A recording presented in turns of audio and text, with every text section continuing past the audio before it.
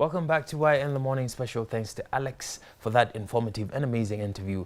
For sure, it's time for another interview, and this one is in the music business. I have a very special gentleman. Before I introduce him, White54 channel on Twitter, White54_ channel on Instagram, and White254 on Facebook is the way to interact with us. Hashtag is Why in the Morning.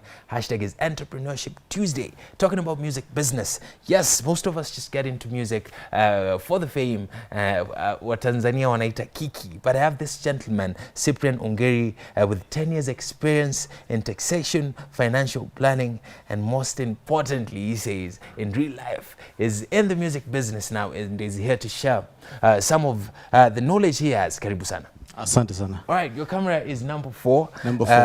If I miss anything on your in the intro about your credentials and everything, I like to give people a chance to introduce themselves. Yeah. So your time begins now. My name is Cyprian Ongeri. Basically, I'm a taxation and financial planning consultant. I deal with basically issues dealing with comprehensive financial planning, talking about investment management, cash flow management. We're looking at risk management, tax planning, education planning, estate planning. All this, we put it together into a comprehensive financial plan. And we also do business advisory, you know, for small businesses. The idea is giving them that feeling of basically working with you know, one like the big 4, but with a smaller company that basically understands you much better. All right. Apart from that, I'm basically doing music a lot. Basically been in the music industry since 2014 with Jumbo Sound Records, whereby we founded the company, and I'm running it right now as the CEO. The CEO and founder, Jumbo Sounds Records. All these things you've listed, you do them in 24 hours. The same 24 hours I have in a day is the same 24 hours you have in a day, and you manage to do all these things. Yeah. It's, look, you know, man must live.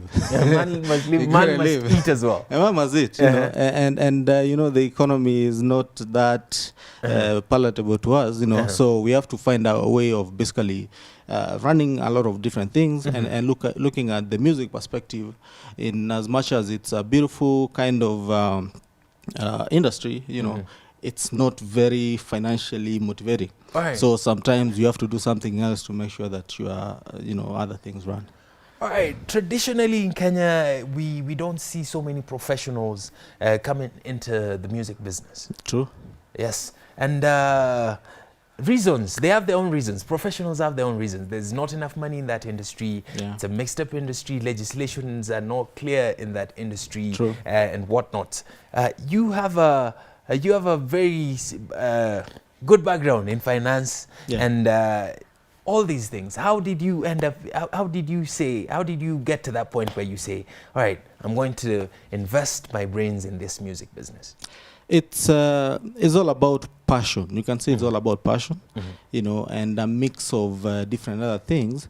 Because when the way I look at music, the music industry basically, it's not just the glamour and the, you know, lights, camera kind of action stuff. It's a business that I call what basically people call show business. It's showbiz. You know, people just say it's showbiz, but they forget that there's the show part of it, then there's the business part of it. And you look at international companies that basically right now they make billions in a year out of music. We don't need to go far, and you know, I can give you examples of, you know, the big companies abroad, but just go to TZ. You know, these guys are raking in a lot of money. Diamond is super big with the Wasafi label. With the Wasafi label.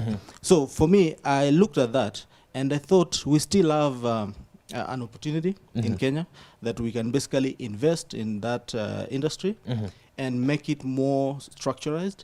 You know, it doesn't have to be exactly how everybody else is doing it. You can do it differently. Every market is unique. Every market is unique. And everybody comes with their own experience and background. And I'm using that background basically I have in finance, and marketing and basically administration, trying to make the show business.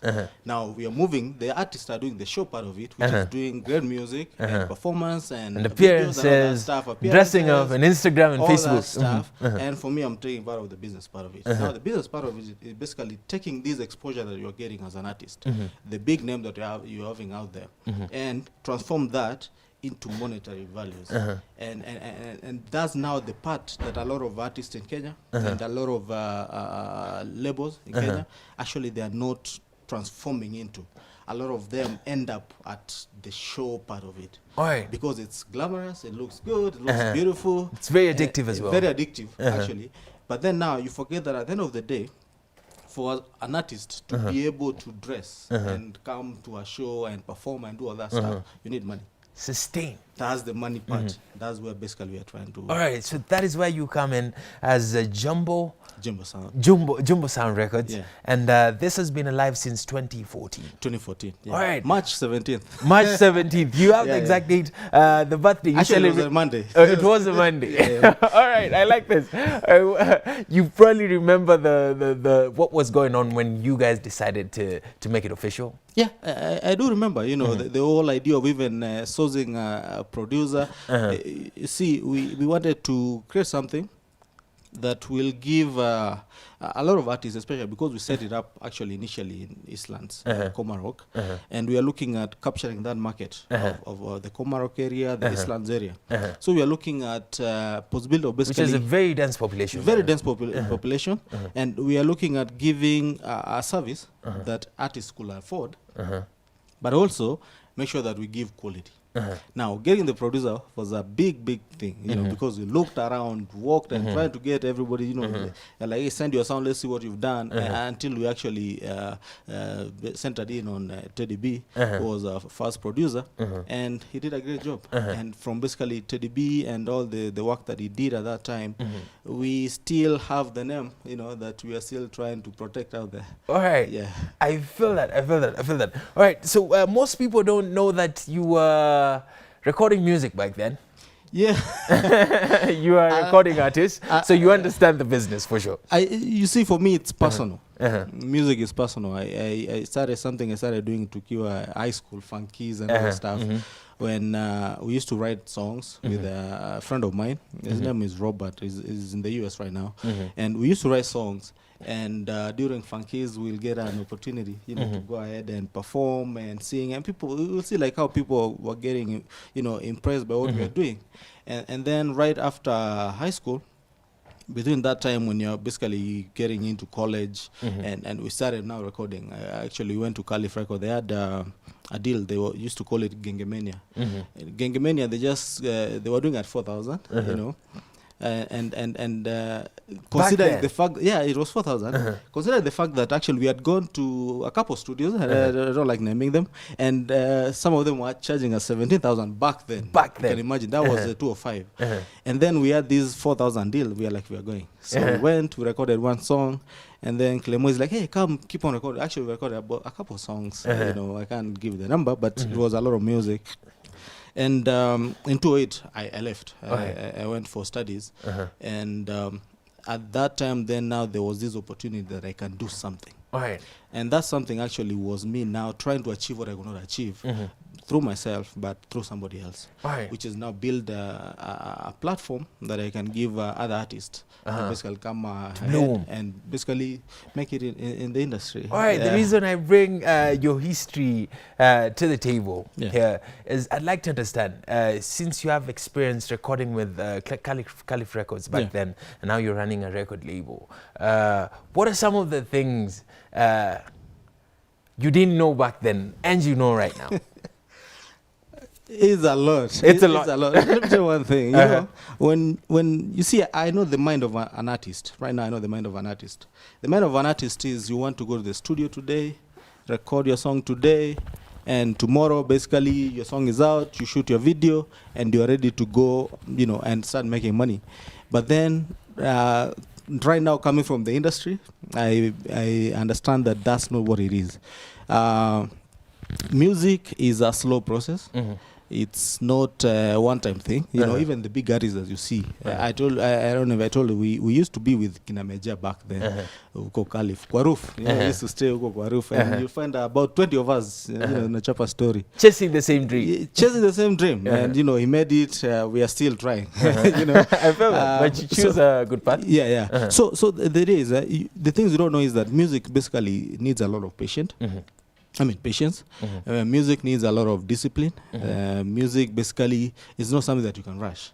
Back then, you'll be saying, why don't we have a song ready? You know, we recorded with the song, like, you said in a week it should be ready. And we get those questions right now. But, I try to explain a lot to the artists and tell them it's not a one-time thing. Sometimes we do the music, we mix and we master, and then we listen to it, and then we are like, we need to do something else. We can't give it yet. That's why sometimes you can basically delay you a little bit. It's not that we just want to delay you. No.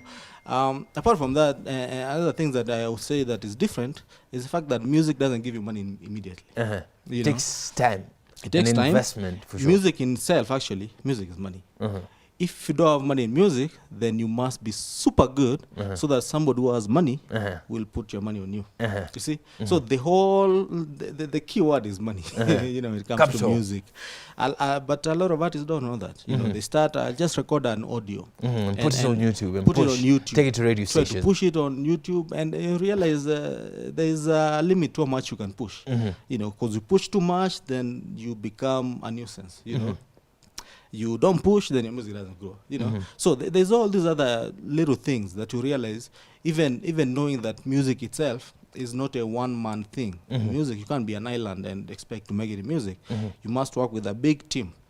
Music is all about working with the management team that basically can give you strategy.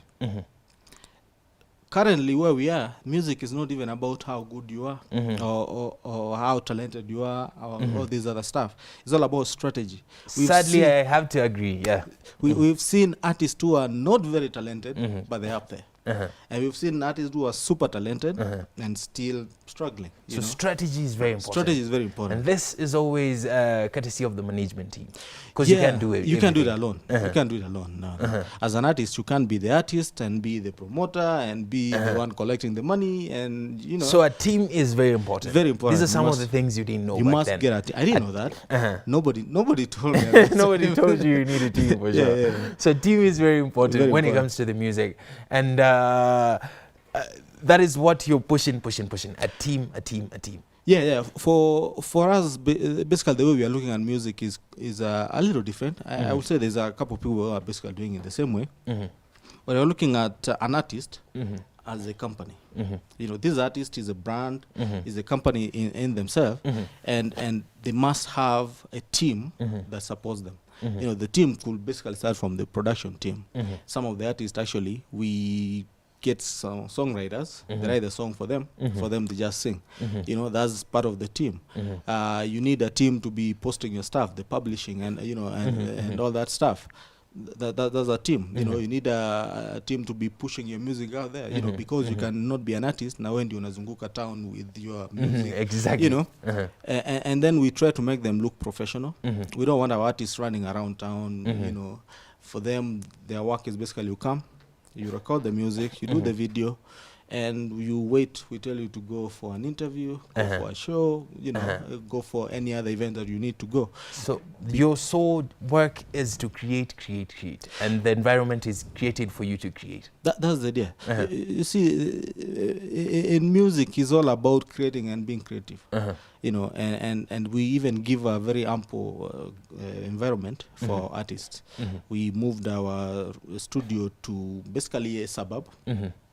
Whereby there's no noise, there's no disturbance of any form, you can come any day, you can sit there at night and write music as much as you want. Which is very good for the process. Because that's how creativity works. So the artist is number one? The artist is number one, obviously. Without the artist, we're not there. Without the artist, there's no business. There's no business. All right. We can end this conversation about the music business without talking about legislation. True. So first, I have friends in the music industry.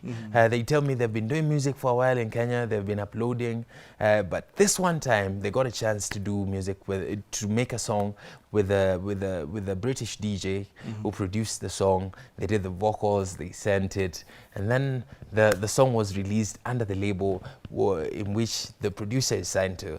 And when they got their first check from this one song, it was bigger than everything they've ever earned from their music they've been releasing in Kenya. What is the difference? What is the problem? You see, there's a couple of things that go into that. Number one, some of our CMOs and some of these companies that basically put the music on our platform, they take a lot of money. Right now, the middleman, you mean? The person who is going to put you on streaming sites. And actually, there are so many.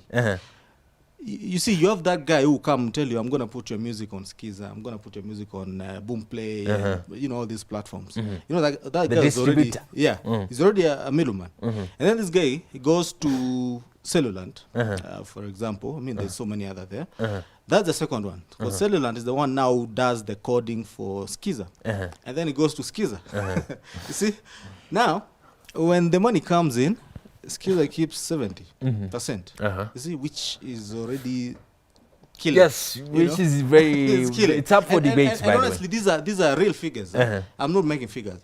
They keep 70. They give 30 to, let's say now, Cellulant. Cellulant keeps 60 out of 30. You see? And then there's that guy, when you music. Then for him, whatever agreement you had, maybe keeps another 30%. You see, by the time it gets to you, it's probably 6%. Of the total. Of the total. It could be less than 6%. And ideally, now, it should be 30. And you still haven't taken out taxes. Yes. So you see, now, if you made $1 million, now you're going to get something like 60K or something. Yes. You know? If you made 100,000, it's nothing. It's honestly nothing. By the time you make 100,000 out of the Skiza tunes itself, and that's actually the only one that works. Live around this so far in Kenya. That's the one that works so far. You know, you are talking about 6%. Now you saw the other time MCSK, they are giving 25. We had issues with them. You know. All right. Now the issue is basically we are not putting the artist first. Because as an artist, we as the CMOs, we are supposed to remember one thing: if the artists don't make music, we are not there. We are not in business.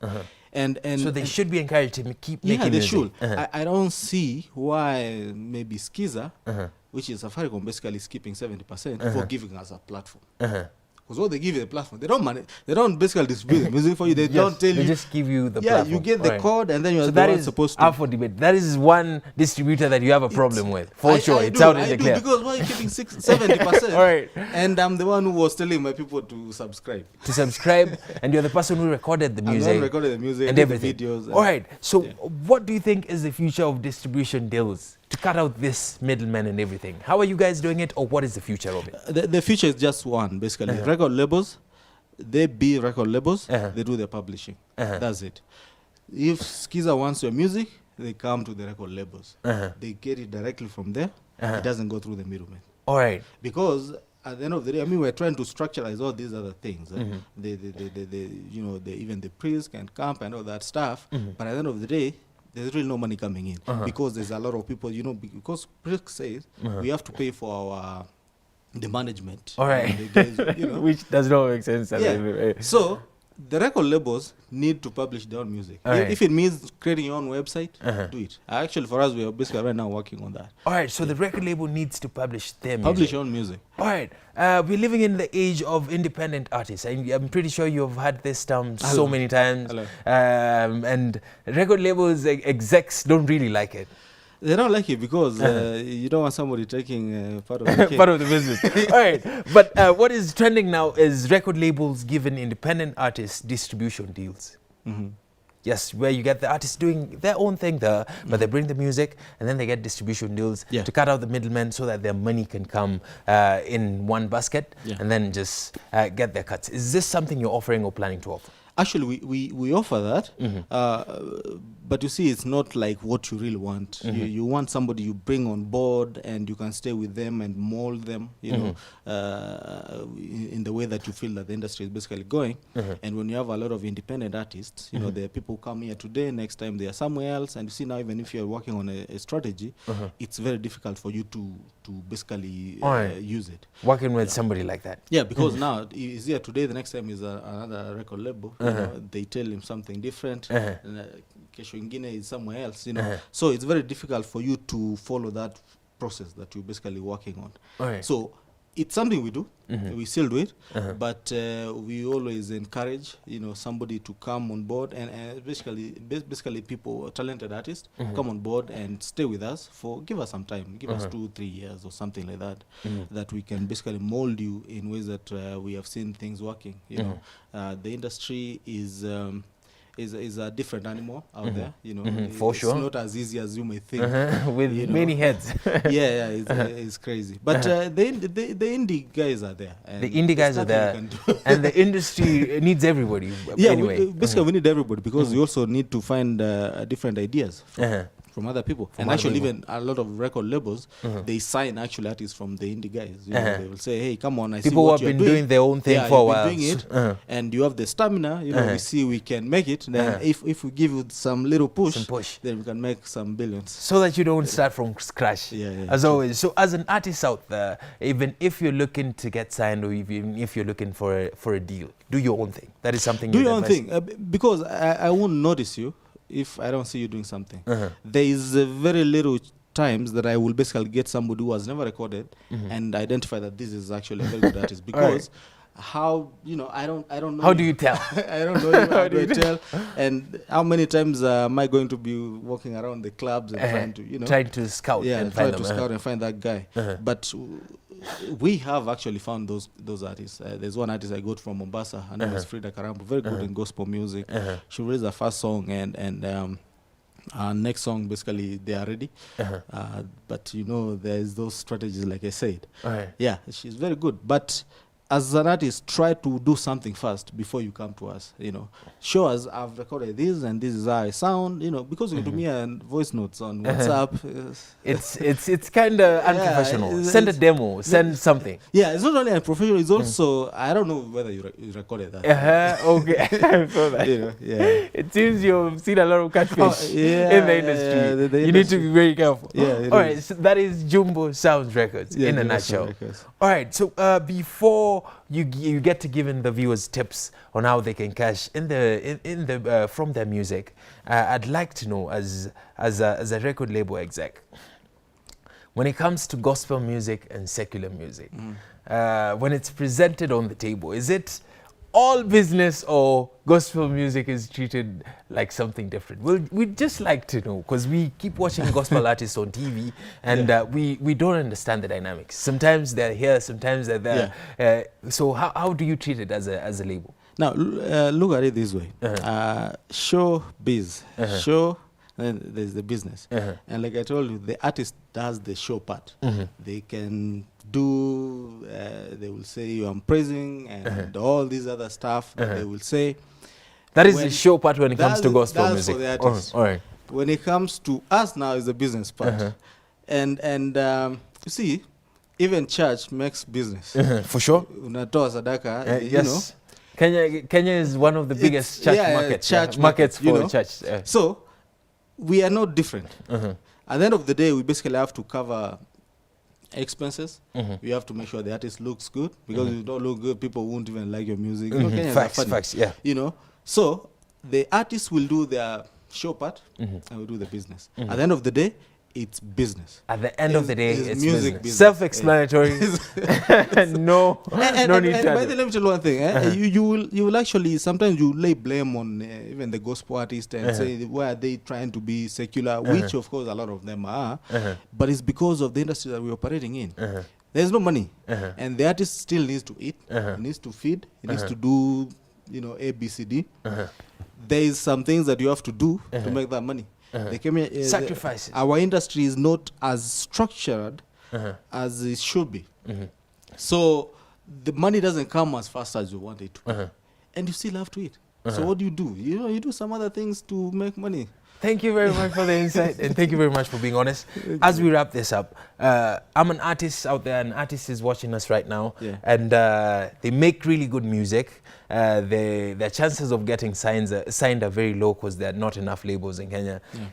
Tips on how they can cash from their music as an artist right now. As an artist out there. Who's not signed, or let's talk to the artists who are not signed right now. What actually I usually tell a lot of artists is, for me, there are four major ways. Four major ways. I basically classify them into four.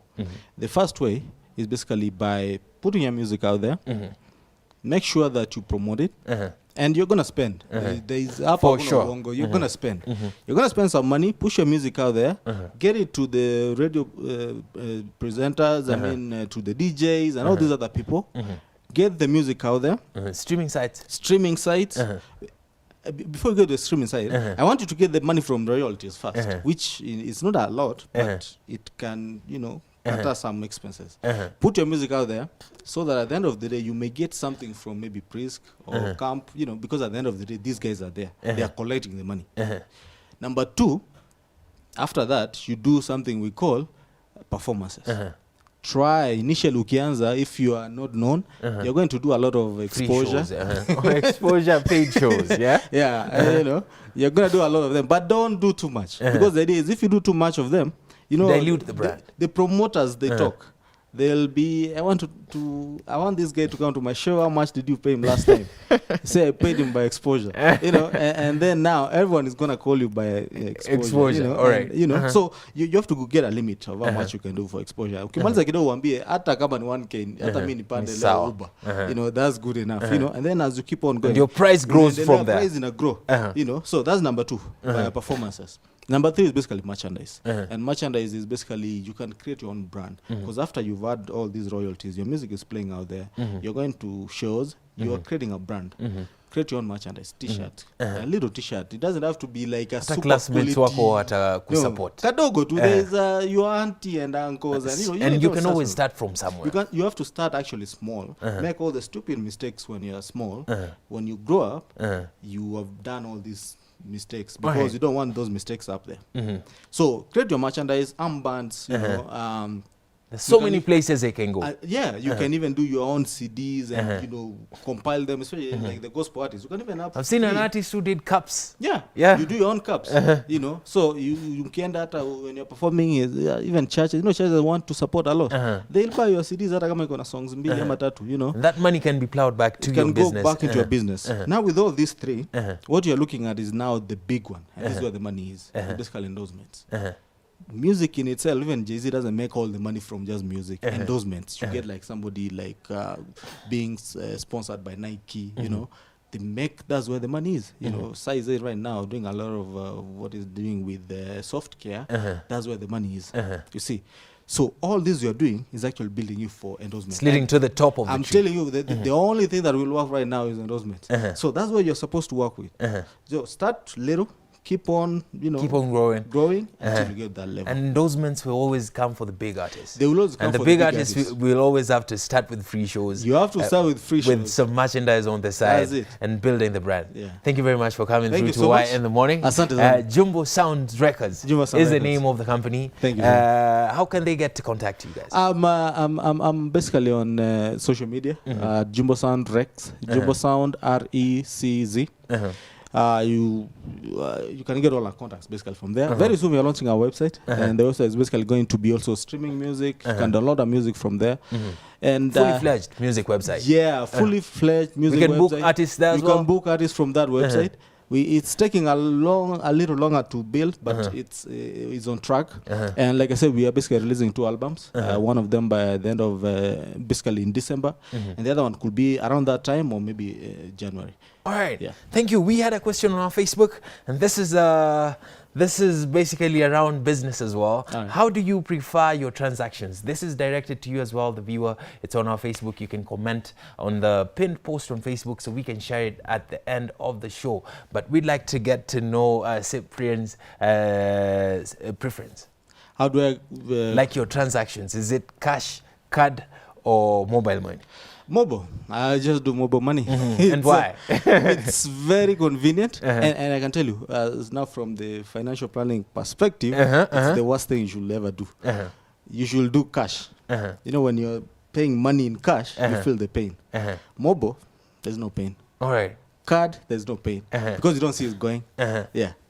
So you advise people to pay in cash, so that they can feel the pain and save less. So you save it. You save more. All right. Thank you very much for the insight. I appreciate you. Keep doing what you're doing. And I'm looking to see Jumbo Sounds at the Nairobi Stock Exchange. Yeah. That's.